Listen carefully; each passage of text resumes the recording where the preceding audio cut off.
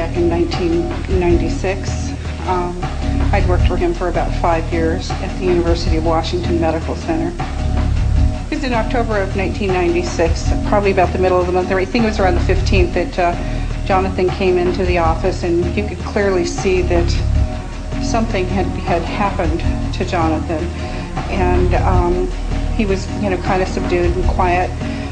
Something had happened to his dog the weekend prior, and I knew that he was very upset by that, even though he still was very professional in the office. And within about a week, Jonathan no longer existed. His office was cleaned out.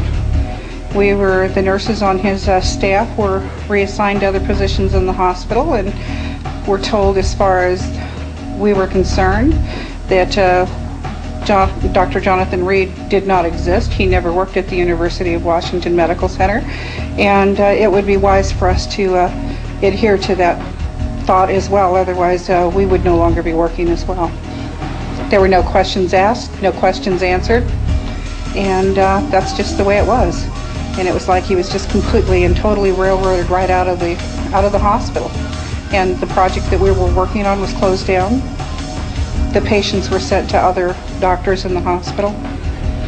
We were all advised not to speak about Dr. Reed, not to speak about him, not to speak, to anybody within the hospital, outside the hospital, whatever. Management had decided that Dr. Reed did not exist, and they were very clear that as far as we were concerned and as far as our job security was concerned, we'd never heard of it. That's Betty, the nurse. Now let's hear Valerie, the banker.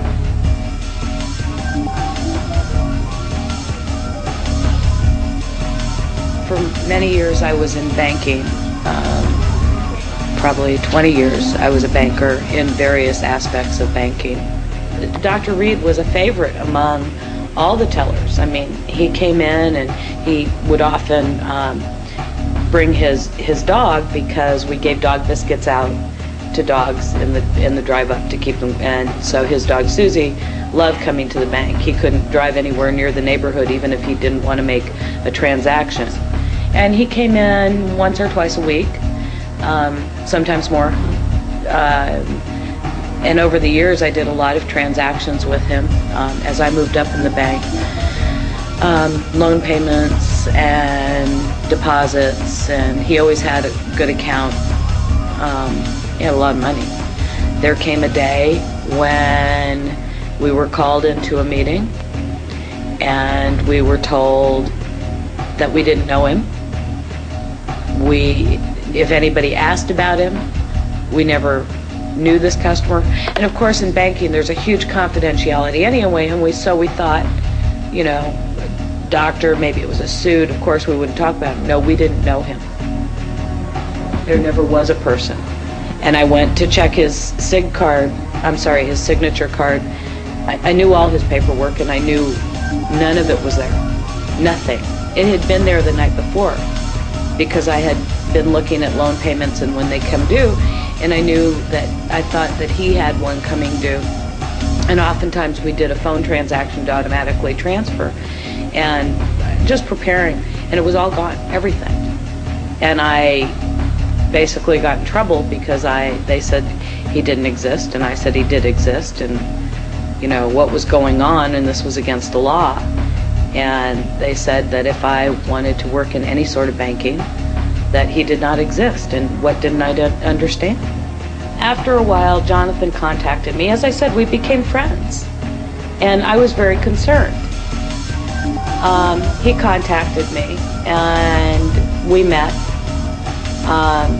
not locally at all. And I was willing to do that. I was so relieved to hear that he was alive. But we met several times.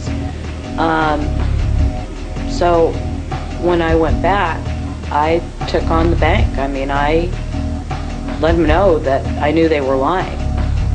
And I'd be glad to come forward and say that. And I would go forward with a suit because what they were doing was illegal. And it was amazing how they really didn't, they were angry with me, I was angry with them. but there wasn't a lot of power playing, and suddenly they were forthcoming with part of Jonathan's money, about half of it.